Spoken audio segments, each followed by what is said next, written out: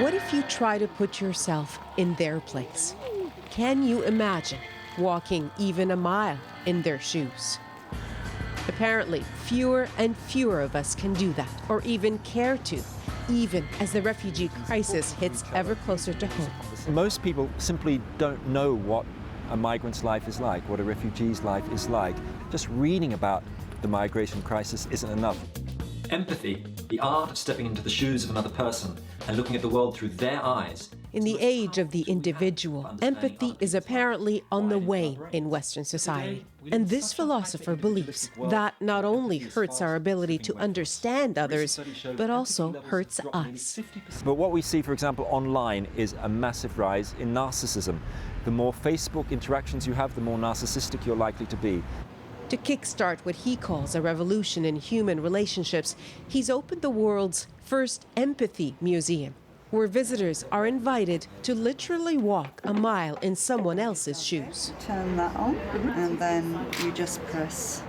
Inside, each pair comes with an audio recording from their owner, the story of a homeless person, a drag queen, even a banker. I chose the 11-year-old daughter of a Kosovar refugee. My dad's from Pristina, Kosovo, and he had to move here because of the war going on. Applied to real life, it's a concept he says even has the potential to end endless conflicts.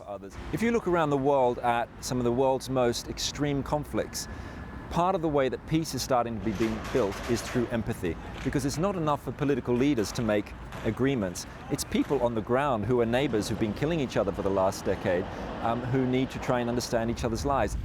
The refugee crisis has been a special challenge. Welcome. While many Europeans have been welcoming, many others have been resentful, even hateful.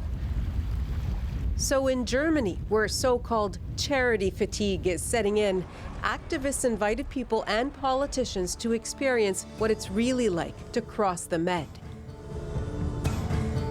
This Swiss video game just released, based on the migration of a father and daughter, also designed to bring the experience closer. Empathy may have the power to bring social change, but we're told it might also boost emotional well-being.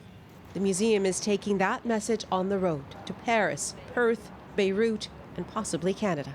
It's a good idea because we need that as a society to understand each other and to understand different cultures and different lives. Try walking in my shoes. Small steps, but the payoff could be enormous. Nala Ayed, CBC News, London.